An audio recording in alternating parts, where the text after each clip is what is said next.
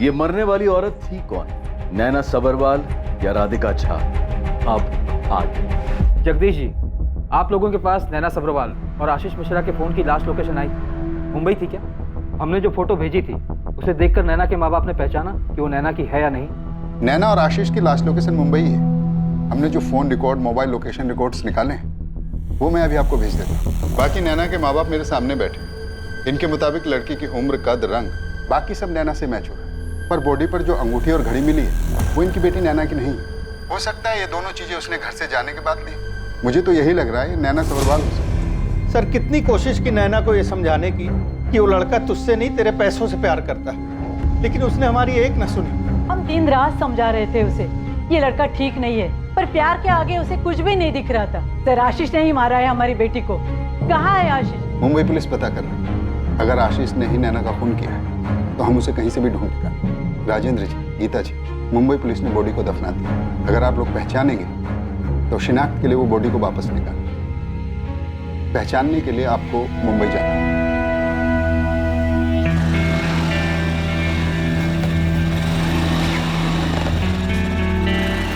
चंडीगढ़ के नैना सबरवाल और आशीष मिश्रा एक दूसरे से प्यार करते हैं।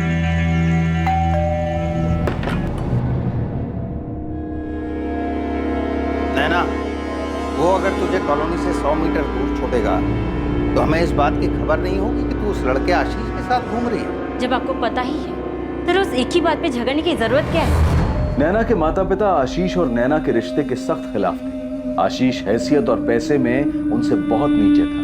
ये झगड़ा, ये क्लेश नैना के लिए रोज की बात थी। जब नैना को समझ में आ गया कि उसके माता पिता इस रिश्ते को और आशीष को किसी भी कीमत पर नहीं अपनाएंगे तो नैना ने घर छोड़ने का फैसला किया। माता पिता के नाम एक चिट्ठी छोड़ी जिसमें उसने लिखा कि वो नैना को जाने दे और उसे उसकी जिंदगी आशीष के साथ उसकी खुशी से जीने दे, उन्हें ढूंढने की कोशिश ना करें। और अपने माँ बाप की नामंजूरी और गुस्से के बावजूद नैना आशीष के साथ भाग गई। गीता, ये हमारी नैना नहीं है। हमारी नैना हो ही नहीं सकती। पर मुझे तो लग रहा है कि मैं बोल रहा हूं ना, ये हमारी नैना नहीं है।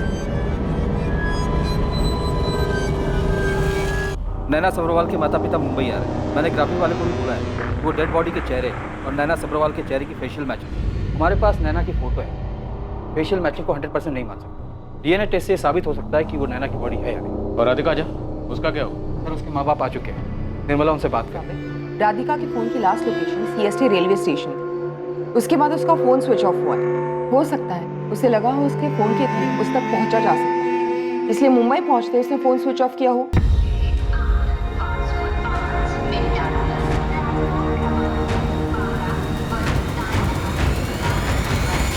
हमने कभी उसे ऐसे कपड़े पहने हुए नहीं देखा। राधिका घर से भागी क्यों थी? यही तो समझ में नहीं आ रहा है। उसके भागने के 1 महीने पहले उसे देखने लड़के वाले आए थे। उसने खुद राजी खुशी शादी के लिए हाँ कही थी। उस दिन वो कितनी खुश लग रही थी, फिर पता नहीं घर छोड़कर क्यों भागी। पता किया हर जगह। सब पटना में हमारे घर के बाजू में जो दुकान थी वहाँ वो काम करती थी। वो अभी किसी को कुछ नहीं बताई, बस चुपचाप अपना सामान लेके निकल गई। पुलिस वाले बोल रहे थे शायद वो मुंबई गई होगी। फिर अचानक एक दिन ये मुझे फोन लाकर दिखाने लगी और कहने लगी, देखिए ये शायद अपनी राधिका है। आपको नहीं लगता ये राधिका है? हमें नहीं पता वो घर से क्यों भागी होगी और ना ही हम ये जानते हैं कि उसे कौन और क्यों मारेगा। ये संजय, हमने बॉडी के अंश को प्रिजर्व करके रखा हुआ है। हम राधिका और नैना दोनों के माँ बाप के डीएनए टेस्ट एक साथ कर सकते हैं। डॉक्टर मात्रे, राधिका के माँ बाप मुंबई आ चुके हैं। आप डीएनए सैंपल्स ले सकते हैं। कल तक नैना के माँ बाप भी आ जाएंगे। हम माँ बाप की बॉडी पहचान करने पर पूरी तरह भरोसा नहीं कर सकते, इसलिए डीएनए टेस्ट करवाकर रिपोर्ट जल्द से जल्द मंगवानी होगी ताकि हम अपनी जांच आगे बढ़ा सकें।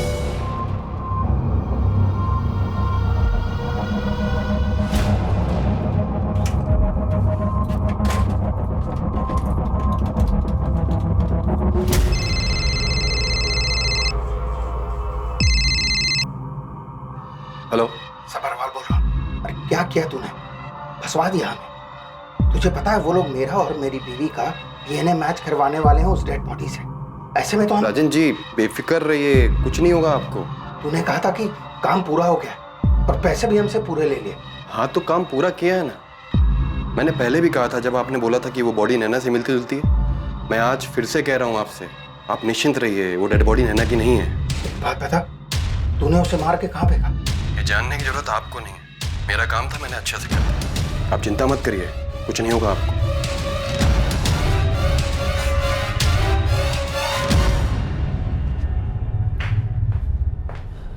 शीला जी, पहले आप आ जाइए।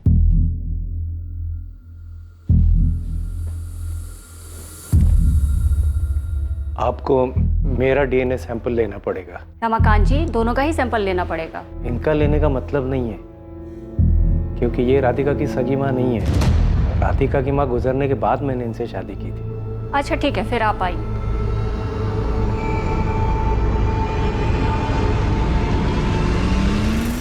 शब्बीर, ये फोटो देख ले, बाकी डिटेल मैं तेरे को तेरे मोबाइल में भेज रहा हूँ। लड़की का नाम राधिका झा है, इसका लास्ट लोकेशन वीटी है। बोले तो अब आगे किधर भी जा सकता है, समझा ना? तो अपने लड़के लोगों को ना वीटी से बैंड्रा तक पूरा काम पे लगा। उस्मान, तू भी देख ले, ये नैना सब्रवाल है और आशीष मिश्रा, दोनों का लास्ट लोकेशन गोरेगांव है। गोरेगांव? तब तो भाऊ ये लेडीज होगी जिसका बॉडी पुलिस को मिला है। वो डीएनए से कंफर्म होगा उस्मान। अभी तो तू वो कर जो अपन लोग हमेशा करते हैं। लोग पक्का ना किसी सस्ता लॉज में छुपा होगा जिधर सीसीटीवी वीसीटीवी नहीं होगा। चल लग जा अभी काम पे। ठीक है बाबू। सर, नैना और आशीष के फ़ोन रिकॉर्ड के मुताबिक उन्होंने मुंबई में किसी से कांटेक्ट नहीं किया और उन दोनों के फ़ोन यही मुंबई में स्विच ऑफ हो सकता है दोनों ने जानबूझकर ऐसा किया। दोनों घर से भागकर मुंबई आए थे, इसलिए अपने फ़ोन बंद किए होंगे और जो भी फ़ोन करना होगा वो पीसी हो या एसटीडी से किया होगा, क्योंकि दोनों इतना तो जानते थे कि नैना के फादर दोनों को ढूंढने की कोशिश ज़रूर करेंगे। हो सकता है चंडीगढ़ पुलिस को भी नैना के पिता पर शक है। सर, राधिका के केस में भी एक इंटरेस्टिंग डेवलपमेंट। राधिका की माँ शीला उसकी असली माँ नहीं है, सौतेली माँ। राधिका पहले खुशी खुशी शादी के लिए हाँ करती, उसके बाद भागकर मुंबई चली जाती और बैकग्राउंड में कोई लव एंगल, प्यार मोहब्बत कुछ भी नहीं मिलता। इसलिए मैंने पटना पुलिस से कहकर उसके फैमिली मेंबर और जिस लड़के से उसकी शादी तय की है नितिन, उन दोनों की छानबीन करने बोला है। मैं उनके ही अपडेट का वेट कर रही हूँ। Excuse me sir, Patna police का ही फोन। नमस्ते सर। निर्मला, आपका शक बिल्कुल सही था, गड़बड़ सौतेली माँ की तरफ से ही। नितिन, चल अब पूरी कहानी सुना आपने, पर अगर तुमने झूठ बोला तो तुम्हारी कहानी आधे में खत्म हो जाएगी। तो सच कह रहा हूं। लड़के और उसके माँ बाप के नाम पर पूरी फैमिली फर्जी थी जो राधिका को देखने आए थे। जब हमने लड़के नितिन और उसकी नकली माँ बाप को तोड़ा तो पता चला कि जो नितिन की फैमिली होने का नाटक कर रहे थे असल में वो लड़कियों के दलाल हैं। तो सर, राधिका घर से भागी नहीं थी, उसके माँ बाप ने उसको इनके हाथों बेच दिया था। निर्मला, हमने उन तीनों की खूब धुलाई की, पर अभी वो यही कह रहे हैं कि वो खुद भागी। इनका प्लान तो शादी के बाद बेचकर उसे धंधे पर लगाने का था। राजन, तुम कहना चाहते हो कि शादी के नाम पर राधिका के माँ बाप उसे बेचना चाहते थे? नहीं सर, सिर्फ माँ बेचना चाहती, राधिका की सौतेली माँ। मुझे विश्वास नहीं हो रहा है, ऐसे कैसे? शीला, क्या ये कह रही वो सच है? इतना तोड़ूंगी तुझे कि तू बोलेगी तेरा नाम शीला है ही नहीं। शीला, शादी के नाम पर तुम मेरी बेटी को बेच रही थी? चल बोल, नितिन और उसके दलाल पार्टनर को नहीं बेचा तो किसने उनसे ज्यादा कीमत दी? राधिका को किसे बेचा? इसे बेचा या इसे? राधिका झा की कहानी तो समझ में आ गई। उसकी सौतेली माँ उसे बेचना चाहती थी, इसलिए वो घर से भागी। सर, भाग गई या फिर उसकी माँ ने अच्छे दाम मिलने की उम्मीद में उसे कहीं गायब कर दिया। सर, हो सकता है इसमें आसिफ मोहम्मद का हाथ। उसने राधिका को खरीदा हो और जब राधिका ने धंधा करने से मना कर दी तो उसे मारकर फेंक। आरे के जंगलों में मिली लाश शायद राधिका झा की हो। 3 सितंबर को उसने मारा सबीना को और फिर 4 को राधिका को, और सबीना की तरह राधिका को मारकर उसका भी चेहरा बिगाड़ दिया और फिर आरे के जंगलों में दूसरे चोर पर उसकी बॉडी को फेंक दी और यहाँ हमें घुमा रहा है। इन दोनों में से तुमने राधिका को किसे बेचा था? नहीं सर, मैंने राधिका को किसी को भी नहीं बेचा। मैं मानती हूँ कि शादी के नाम पर मैं राधिका को नितिन और उसके साथियों को बेचना चाहती थी, लेकिन मैं ऐसा नहीं कर पाई क्योंकि उसके पहले ही राधिका घर छोड़ के भाग गई। आसिफ, सबीना के बाद तूने जिस लड़की को मारा और जिसका चेहरा कुचलकर आरे के जंगल में फेंक दिया वो यही है राधिका झा? साहब, मैं इस लड़की की शक्ल पहली बार देख रहा हूँ। मैं तो इसे जानता तक नहीं हूँ। मैंने सिर्फ सबीना को मारा है साहब। अब सबीना इसको कहाँ से लाई होगी, इसके साथ क्या किया होगा, मैं कुछ नहीं जानता हूँ साहब। कसम से मैंने सबीना के अलावा किसी को नहीं मारा। तेरा एक मर्डर सबके सामने आ चुका है, सबीना का, और दूसरा हमारे सामने आया, राधिका झा का। अगर घूम फिर के हमें पता चला कि दूसरा मर्डर भी तूने किया तो याद रखना एक तीसरा मर्डर होगा और जिसके बारे में किसी को कुछ पता नहीं चलेगा, और वो मर्डर तेरा होगा। तूने मेरी बेटी को बेचा क्यों? अरे कैसी माँ है तू? क्यों किया मेरी बेटी के साथ ऐसा? शांत हो जाइए, ये मत भूलिए ये पुलिस स्टेशन है। इस औरत पे मैंने कभी शक नहीं किया कि ये सौतेली माँ है तो मेरी बेटी का बुरा चाहेगी। अरे तब भी शक नहीं किया जब इसने राधिका के लिए रिश्ता लाई थी, तब भी नहीं। मैं कसम खा के कहती हूँ, मैंने राधिका को नहीं बेचा, वो खुद घर छोड़कर भाग गई है। अब तू चीख चीख के बोलेगी तभी तेरा जुर्म कम नहीं होगा। अब तू जेल में बैठ के नोट गिर। गोविंद, हमें आर्य से जिस अज्ञात औरत की लाश मिली, बहुत मेहनत के बाद एक दिशा मिली। वो औरत राधिका जा सकती है। अब तो बेकार में उसको बांसुर मत फेंकना। आप इस बार सॉलिड खबर ना, आप सुन तो लीजिए एक बार। अब वो नैना सबरवाल और आशीष मिश्रा जिस गोरे गांव के लॉज में ठहरे थे, वहां से 3 सितंबर की रात 11:30 बजे बहुत ही हड़बड़ी में निकले और सर आपको लाश मिली है 4 सितंबर की सुबह 8 बजे। अब आप बोलिए साहब, 3 सितंबर की रात 4 तारीख की सुबह। साहब मेरे को तो लगता है ये बिना पहचान वाली औरत की बॉडी ना नैना सबरवाल की है। हाँ सर, मैंने बताया था कि वो दोनों लड़का और लड़की मेरे ही लॉज में ठहरे। ये उन दोनों की आइडेंटिटी कार्ड की जेरॉक्स कॉपीज है जो उन्होंने रूम लेते वक्त दी थी। सर उन दोनों ने 2 सितंबर की सुबह चेक इन किया था और 3 दिन के लिए रूम बुक किया था। बोल रहे थे गणपति विसर्जन देखने के लिए मुंबई आए, पर पता नहीं क्या हुआ, अचानक 3 तारीख की रात हड़बड़ी में चेकआउट करके निकल गए। सर आपकी तो 5 तारीख तक की बुकिंग है। हाँ मुझे पता है, पर कुछ ज़रूरी काम आ गया था तो हमें निकलना पड़ रहा है। और हमें हमारे एक दिन के बुकिंग के पैसे भी वापस चाहिए। सॉरी मैम, पैसे तो वापस नहीं मिलेंगे। आपकी बुकिंग हो चुकी है, आपकी वजह से मैंने रूम किसी और को नहीं दिया। देखिए हम समझते हैं, लेकिन हमें निकलना पड़ेगा वरना। प्लीज सर कर दीजिए, हमें बहुत जरूरत है, वरना हम बोलते ही नहीं। क्या बात है, आप लोग बहुत परेशान लग रहे हो। नहीं ऐसी कोई बात नहीं है, और पैसे आप रखिए। चलो सुनिए तो, अरे बताइए तो सही, आप बहुत हड़बड़ी में थे, कुछ तो परेशानी थी। कुछ बताया यहाँ के बाद वो कहाँ जाने वाले? अरे कहाँ से, लोग तो ऐसे भागे जैसे उनके पीछे भूत पड़ा हो। जिस वक्त वो यहाँ से गए, लड़की ने ये कपड़े पहने हुए थे? नहीं सर, ये नहीं थे। सर सच बताओ तो मुझे याद नहीं है क्या कपड़े पहने थे। गोविंद ने पूछा था मुझे, मैंने तब भी यही कहा था। साहब पक्का बॉडी नैना का ही है, वरना आप ही बोलो इतनी रात में हड़बड़ा के क्यों निकले? कोई पीछे पड़ा होगा तभी ना, और उन लोगों को पता चला निकल लिया उधर से, लेकिन उसने पकड़ा और मार के इधर फेंक दिया। और आशीष वो कहाँ? उसको कोई मार के फेंक दिया होगा साहब, और मैं तो बोलता है पक्का उसको मुंबई के बाहर मारा, तभी तो उसका बॉडी इधर नहीं मिल रहा है। बन गई तेरी थ्योरी, तहकीकात भी पूरी होगी, केस सॉल्व है ना? मैं अभी कहाँ साहब, अभी तो आशीष को भी ढूंढ के निकालेंगे। हाँ कुलकर्णी, अब ये मत बोलना कि नैना और राधिका के अलावा कोई और भी मिसिंग निकला। नहीं सर, और कोई नाम सामने नहीं आया है, लेकिन सर वो राकेश अग्रवाल लखनऊ वाला, वो हमारे पुलिस स्टेशन आया हुआ है। राकेश अग्रवाल, वो जेपसिन वॉच वाला रॉन्ग नंबर, वो आया है? हाँ वही सर, खुद सामने से चलकर पुलिस स्टेशन आया। और सर उसके साथ एक लड़की है जो उसकी बीवी प्रिया अग्रवाल नहीं है, जिसे हमने वीडियो कॉल में देखा था राकेश के साथ। तुम कह रहे हो कि राकेश अग्रवाल आया और उसके साथ जो लड़की है प्रिया अग्रवाल, वो उसकी बीवी नहीं है, तो फिर कौन है?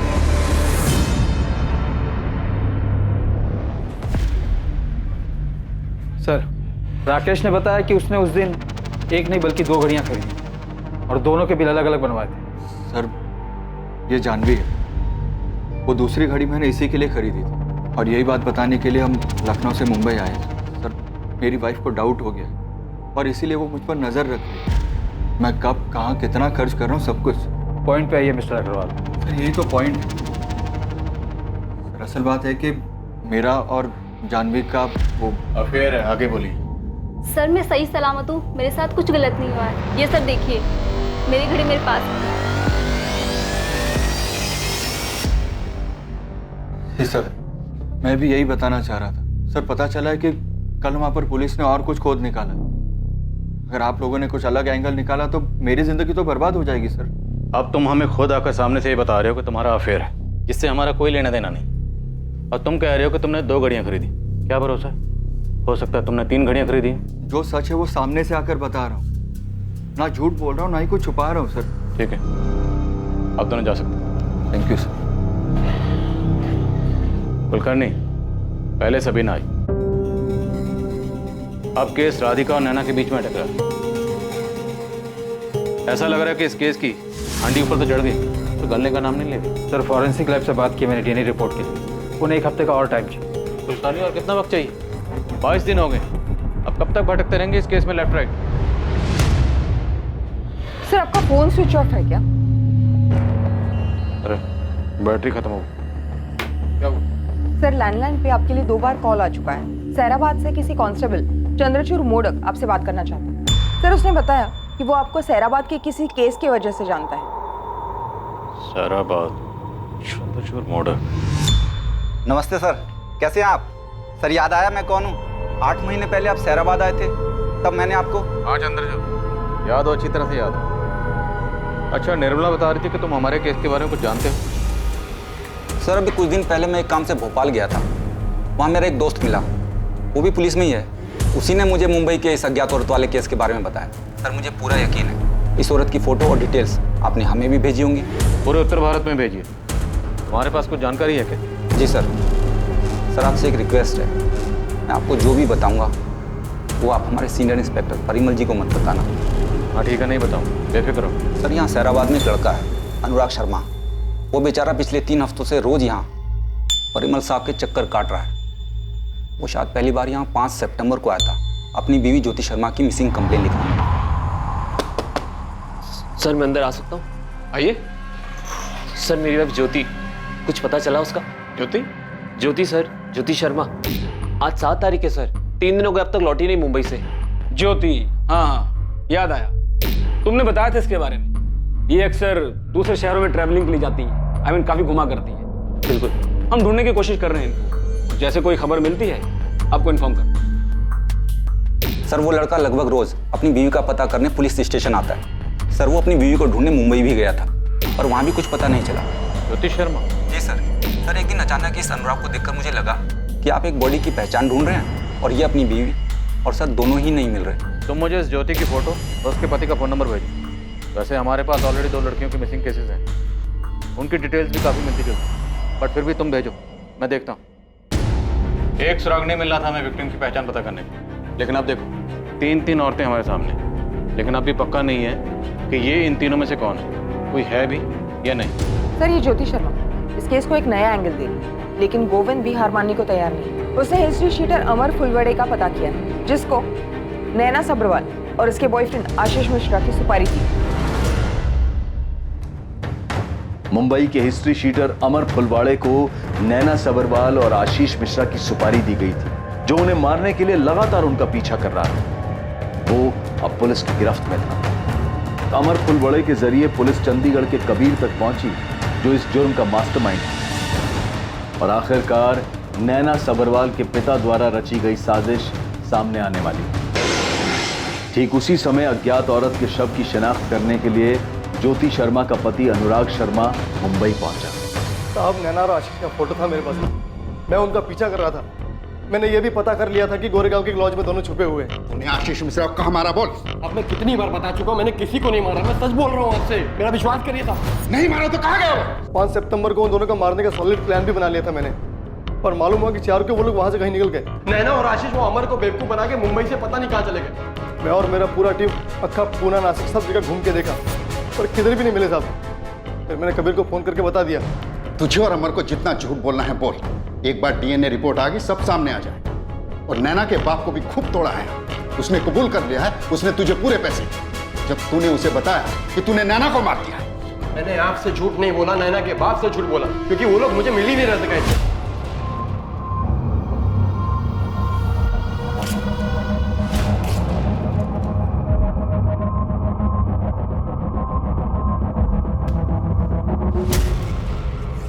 पता नहीं साले दोनों कहाँ चले गए, मिल ही नहीं रहे और शायद मिलेंगे भी नहीं। मिलेंगे नहीं तो बोल दो उसके बाप को मार दिया, वो साला कौन सा ढूंढने जाएगा और अपना पैसा भी मिल जाएगा।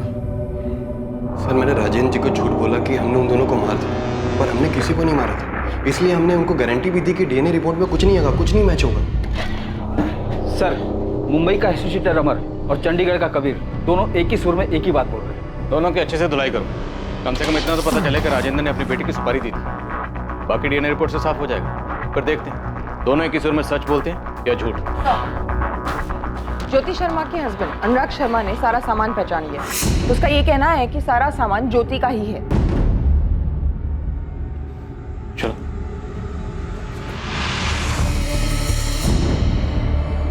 सर ये ज्योति ही है, ये कपड़े, ये सैंडल ज्योति का है, ये घड़ी, ये अंगूठी, ये सब ज्योति का ही है सर।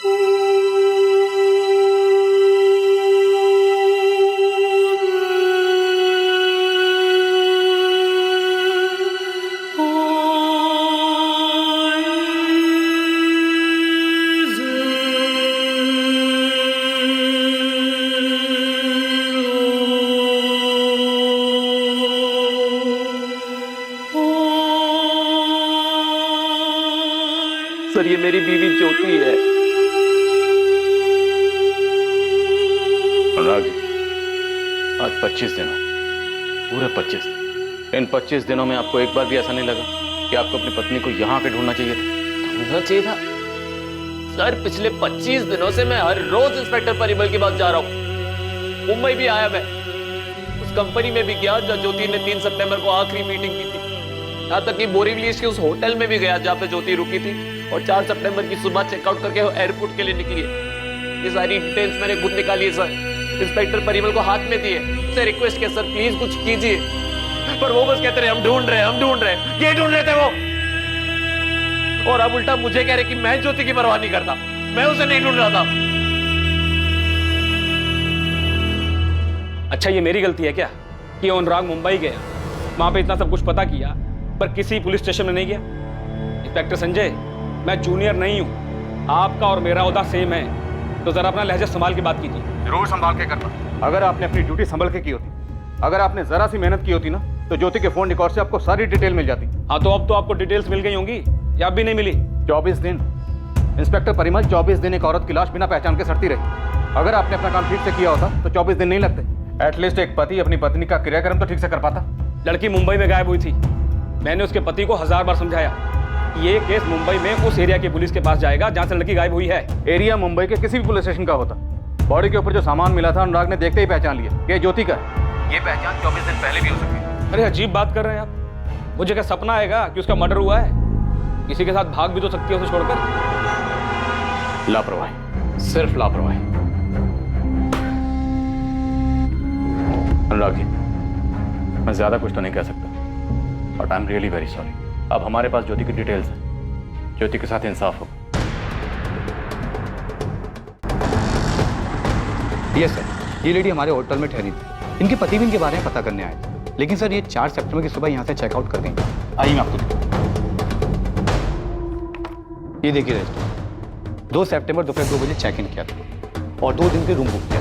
मिस्टर ऋषि, मुझे आपके होटल के 2 सितंबर से लेकर 4 सितंबर तक के सारे CCTV footage.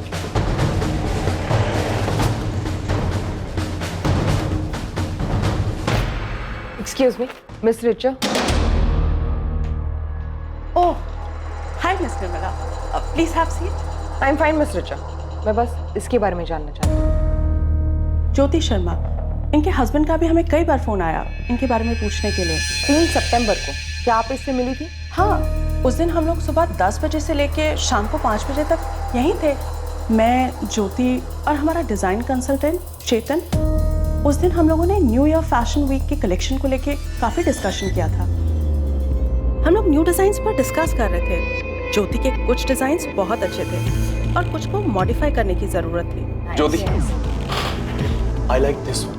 This is fantastic. हमने बहुत सी चीज़ों के बारे में डिस्कस किया, design, market trends, even strategies also. Jyoti designs modify करके 3 महीने बाद वापस आने वाली थी, पर कितना अजीब लग रहा है ये सोचकर कि वो वापस घर पहुंचे ही नहीं। वो आपके साथ रेगुलर काम करती थी, अक्सर आते जाते रहती थी? Yes, she did. Every quarterly में एक बार आती ही थी नेक्स्ट सीजन का फ्रेश कलेक्शन लेके। और इसके बावजूद इतने दिनों तक किसी ने ये जानने की कोशिश नहीं की कि वो कहाँ गई थी? We spoke to her husband और हमने भी उसे कई बार कॉल किया और चेतन ने भी उसे बैक टू बैक कई बार ईमेल्स किए, लेकिन उसने कोई रिप्लाई नहीं दिया। चेतन गुप्ता कहाँ है? ही इज अ कंसल्टेंट, जब उनकी ज़रूरत होती है वो तभी आते हैं। He is not our regular employ. My God, I don't believe this. Mister Chetan Gupta, आपकी बिलीव ना करने से कोई फर्क नहीं पड़ता। ज्योति इज डेड नाउ, वो 24 दिन पहले ही मर चुकी। फिलहाल आप ये कर सकते हैं, पुलिस स्टेशन आ सकते हैं। हमें आपके साथ हुई उसकी लास्ट मीटिंग, ऑफिस से होटल की जर्नी और होटल से एयरपोर्ट जाने वाली जर्नी, जहाँ वो फ्लाइट लेने वाली, उनके बारे में बात करते हैं।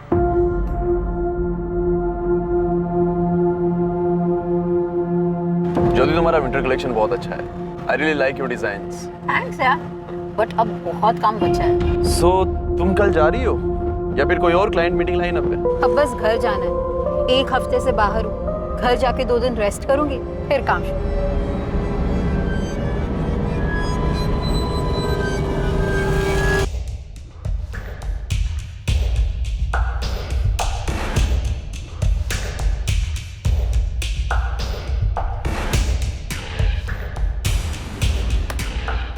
सर 2 दिन में होटल में उससे कोई मिलने नहीं आया। और इन 2 दिनों में ज्योति ने डीआर डिजाइनर कंपनी के ओनर रीचा और उनके कंसल्टेंट चेतन गुप्ता, जिन्हें ज्योति अपने डिजाइन सप्लाई करती थी, इन दोनों के अलावा किसी से बात नहीं की। ताज्जुब की बात, सीसीटीवी में भी साफ दिख रहा है कि आपकी बीवी ने 4 सितंबर की सुबह 3:30 बजे होटल से चेकआउट किया, पर एयरपोर्ट जाने के लिए उन्होंने क्या और कहाँ से ट्रांसपोर्ट लिया था ऐसा कुछ पता नहीं चला।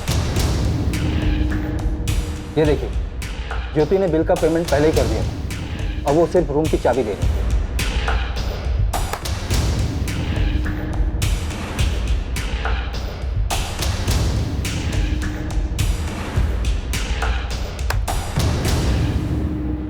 हमने होटल के स्टाफ से भी बात की। ज्योति ने एयरपोर्ट जाने के लिए वहां से कोई ट्रांसपोर्ट नहीं मंगवाया, टैक्सी ऑटो कुछ भी नहीं। सर वो टैक्सी बुक करने के लिए हमेशा स्पीड अप कैब यूज करती थी।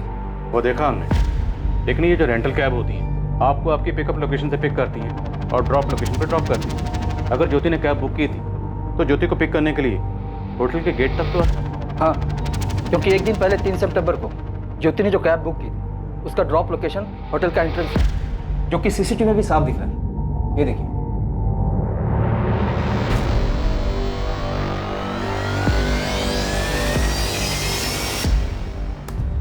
आप कह रहे हैं कि ज्योति हमेशा स्पीड अप कैब से कैब बुक करती थी, तो शायद उसका बिल भी स्पीड अप कैब मनी से देती होगी, कैश नहीं देती होगी। और अगर एयरपोर्ट जाने के लिए कोई कैब बुक की होगी, कैश नहीं दिया होगा। लेकिन 4 सितंबर को ज्योति ने कोई कैब बुक की नहीं, वो होटल से पैदल ही बाहर निकल गई। शायद कोई एयरपोर्ट ड्रॉप करने वाला।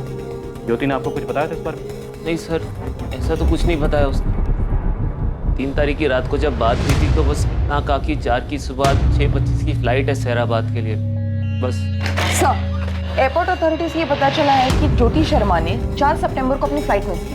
स्पीड अप कैब सर्विस से रिकॉर्ड मिला? Yes sir. 3 सितंबर को सुबह 8 बजे मीटिंग के लिए ज्योति ने बोरीवली ईस्ट से अंधेरी ईस्ट डीआर डिजाइन्स के लिए कैब बुक की। कैब ड्राइवर का नाम था Rajesh Tiwari.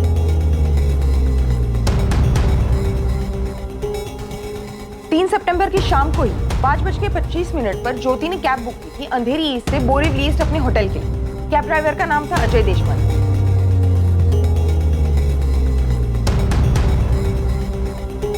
Speedup cab services के ऑनलाइन ऑपरेशनल टीम ने हमें बताया कि ज्योति हमेशा से उनके सर्विसेज यूज करती है, लेकिन 4 सितंबर को उसके अकाउंट से कोई भी कैब बुक नहीं हुई। मतलब पक्का उसे कोई एयरपोर्ट पर ड्रॉप करना होगा। अनुराग, मैं आपसे सीधा पूछता हूँ, क्या आपको कभी भी ऐसा लगा कि आपकी बीवी ज्योति का कहीं कोई अफेयर चल रहा था? सर पॉसिबल ही नहीं, ऐसा कुछ नहीं था। चेतन गुप्ता, इसे तो जानती हो आप। आपकी बीवी 3 सितंबर को होटल लौटते वक्त उसे उसके घर गोरेगांव में ड्रॉप करके गई। ये पता था आपको?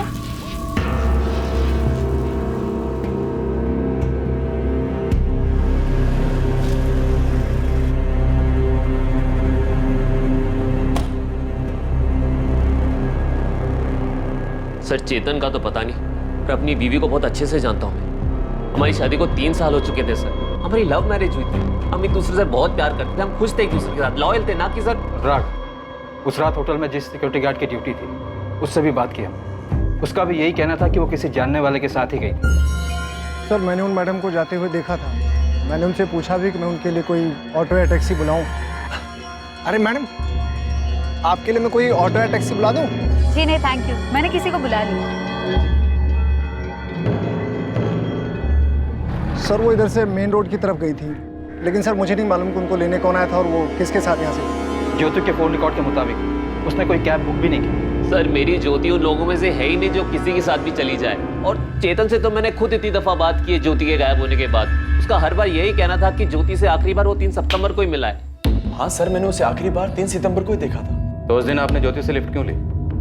आपके पास तो अपनी गाड़ी है ना? सर एक्चुअली उस दिन गणपति विसर्जन था 1.5 दिन का, बहुत ट्रैफिक होता है सर, तो उसे अवॉइड करने के लिए मैंने रिक्शा लिया ऑफिस के लिए। तो सुबह जाते वक्त आपने ज्योति से लिफ्ट नहीं ली? नहीं सर, मैंने बस वापस आते हुए लिफ्ट ली थी उससे।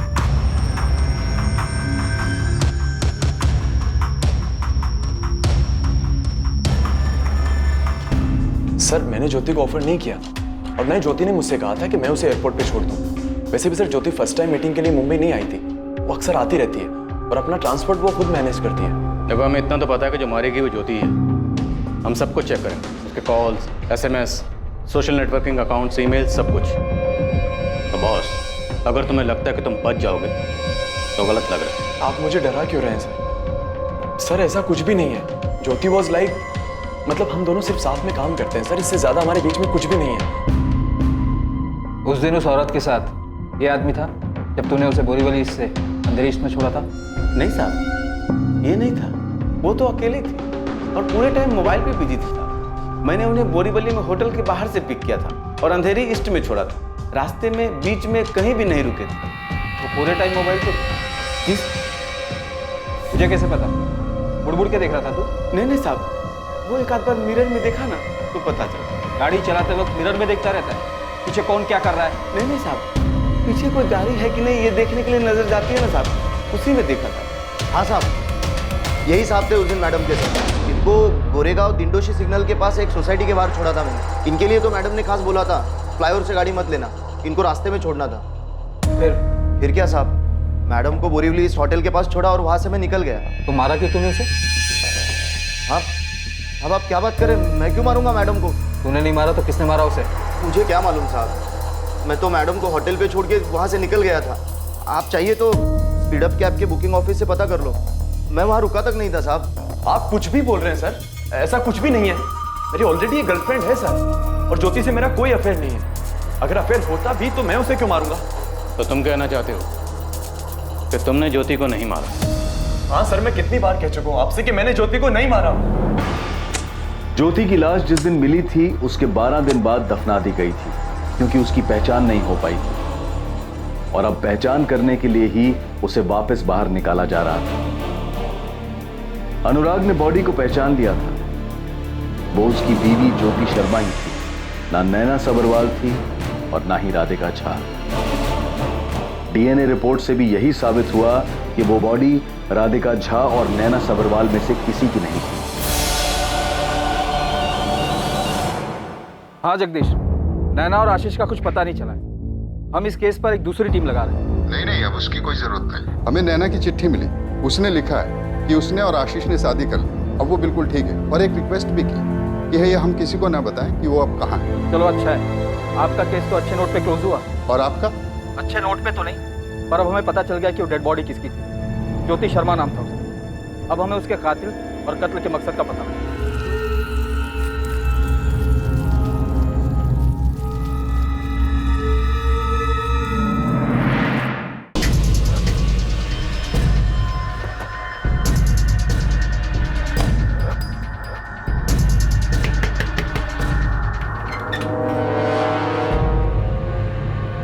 साहब आप यहाँ? तेरे स्पीड अप कैब से पता किया हमने, उन्होंने बताया कि 4 सितंबर की दोपहर 3 बजे तक तूने कोई बुकिंग नहीं ली थी। हाँ साहब, नहीं लिया होगा, वो तबीयत ठीक नहीं रहती तो नहीं लेता बुकिंग साहब। उस दिन तबीयत खराब थी तेरी? हाँ साहब। तो फिर तू पूरे दिन घर पे ही रहा होगा? हाँ साहब, क्यों पूछ रहे? तो फिर सुबह 9:30 बजे चिन्मय पाटिल के गैराज पे तेरी गाड़ी खुद ब खुद चली गई थी धुलने के लिए। आपका तीर एकदम निशाने पे लगा है साहब। ये दोनों ड्राइवर राजेश तिवारी और अजय देशपांडे की एक एक हरकत पता की है हम लोगों ने। और क्या पता चला दोनों के बारे में? राजेश तिवारी खुद तो क्लीन है साहब, लेकिन ये अजय देशपांडे, इसने 4 सितंबर की सुबह 9:30 बजे चिन्मय पाटिल के गैराज में अपनी गाड़ी क्लीन करवाई और ये चिन्मय और अजय दोनों दोस्त हैं साहब। और sir, speed up cab service से हमने पता किया 4 सितंबर की दोपहर 3 बजे से पहले कोई बुक नहीं ली थी अजय ने। और स्पीड अप कैब के रिकॉर्ड से ये भी पता चला है कि ज्योति ने एयरपोर्ट जाने के लिए कोई टैक्सी बुक नहीं की थी, राइट? Yes sir. आप समझिए। कुलकर्णी, पहले इस चिन्मय पाटिल को उठाओ और बाद में अजय को। अब ये केस सॉल्व हो जाएगा।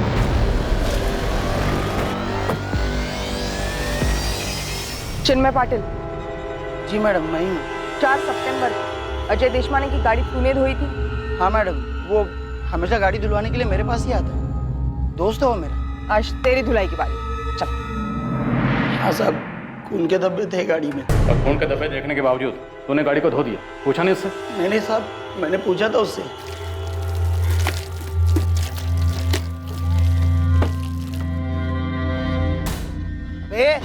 तेरी गाड़ी की बैक सीट पे खून का है? ये देख, अगर कोई लफड़ा रहेगा ना। अरे यार कोई लफड़ा नहीं किया। अरे खून है इसीलिए तो धुलवाने लाया हूँ, वरना अभी 2 दिन पहले तो धुलवाई थी गाड़ी। अरे लफड़ा नहीं है तो खून कहाँ से आया? सुबह सुबह बुकिंग छोड़कर वापस आ रहा था तो हाईवे पर एक का एक्सीडेंट हुआ था। अब उस बेचारे को अस्पताल लेके गया तो उसी का खून लगा होगा शायद। अरे मैंने पुलिस को रिपोर्ट की है, अब एक्सीडेंट करने वाला पकड़ा गया है नहीं वो पता नहीं है मुझे। साहब आप चाहिए तो उसको पूछ सकते हैं कि मैंने उसको पूछा था कि नहीं और उसने बोला था कि नहीं। साहब आप ऐसा खाली फोकट मुझे मत। खाली फोकट होने से पहले तूने से पूछा कि एक्सीडेंट किसका हुआ है, कहाँ हुआ है, हॉस्पिटल में भर्ती करवाया या नहीं करवाया, पुलिस को इन्फॉर्म किया या नहीं किया, पूछा ये सब? नहीं साहब मैंने इतना सोचा नहीं था साहब, मेरे को लगा दोस्त है, झूठ नहीं बोलेगा। झूठ बोलेगा तेरी धुलाई तेरी गाड़ी से बढ़िया करेंगे, इतनी गारंटी देता हूँ। गलती हो गई साहब। अरे भैया सुनो ना, मुझे सुबह 3:45 बजे एयरपोर्ट के लिए निकलना है, आप आ जाओगे? वही आना जहाँ अभी ड्रॉप कर रहे हैं। हाँ मैडम आ तो जाऊंगा, लेकिन इतना सुबह थोड़ा पैसा ज़्यादा लगेगा। कितना ज़्यादा? 1500 रुपये लगेंगे मैडम। 1500? हाँ 1000 ले लेना, 1000 बहुत है एयरपोर्ट के लिए। इतनी सुबह मैं घर से आऊँगा आपको पिकअप करने होटल बोरीवली, उसके बाद आपको एयरपोर्ट छोड़ने जाऊँगा। अच्छा इतनी सुबह अगर आपने एडवांस में बुकिंग की तो भी आपको एक्स्ट्रा लगेगा ना, फालतू में टाइम जाएगा मैडम। मतलब वो गाड़ी टाइम पे आई नहीं आई। अच्छा चलो ठीक है 1200 ले लेना, पर आ जाना। ठीक है मैडम आ जाऊँगा।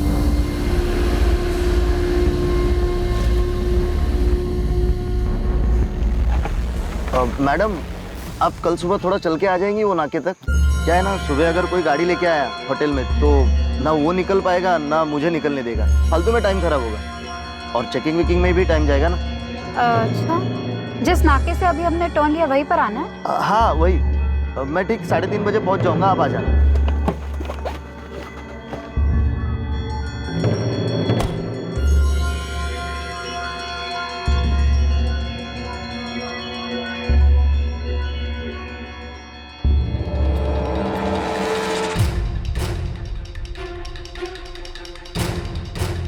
और मैडम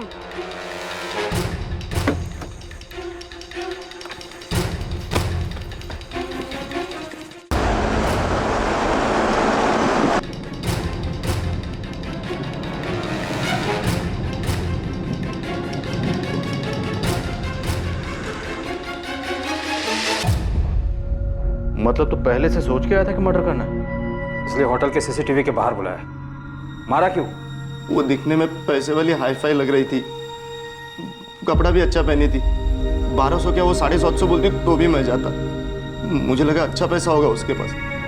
मैं एक मौके की तलाश में था, गोरेगांव के पास पहुंचने तक उसकी आंख लग गई, मुझे मौका मिल गई। मैंने आरे की तरफ गाड़ी मोड़ी।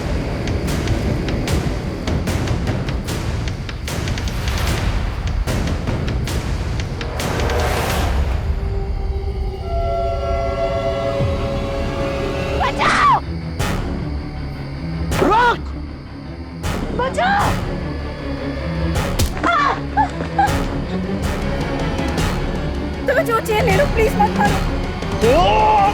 पैसे कितने मिले?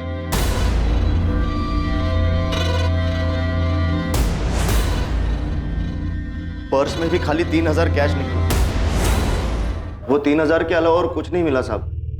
मैंने सोचा वापस जाकर घड़ी अंगूठी सोने वने का कुछ होगा तो निकाल लूंगा, पर फिर मैं डर गया। वापस गया और कोई आया तो मैं फंस जाऊंगा। तो उसे देखकर तुझे लगा कि इसके पास बहुत कैश होगा?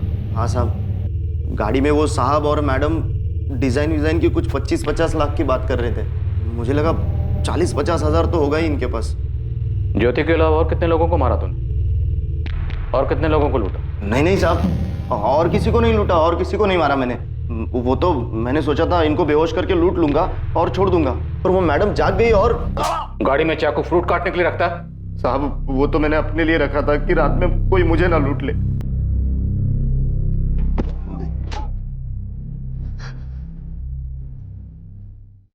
ज्योति शर्मा की बॉडी उसके पति अनुराग शर्मा को सौंप दी गई और सायराबाद में अनुराग और उसके घर वालों ने ज्योति का अंतिम संस्कार कर दिया। अजय देशमाने पर ज्योति शर्मा की हत्या के लिए आईपीसी की धारा 302, सबूत मिटाने के लिए आईपीसी की धारा 201 और लूटपाट के लिए आईपीसी की धारा 397 के तहत मुकदमा दर्ज किया गया है। सर, राधिका झा का केस सॉल्व हो गया है। राधिका मिल गई? हाँ, लेकिन कहाँ है ये नहीं पता। राधिका के पिता रमाकांत का कॉल आया था कि राधिका ने उनको कॉल करके बताया कि उसने शीला को नितिन और उसके पार्टनर से फोन पे बात करते हुए सुन लिया था। राधिका को जैसे ही पता चला कि उसकी सौतेली माँ उसको बेचने वाली है, वो घर छोड़ के भाग गई। लेकिन अब जहाँ भी है ठीक है। सुनकर अच्छा लगा कि नैना और राधिका दोनों सही सलामत हैं। पर ज्योति, उसके साथ बुरा हुआ।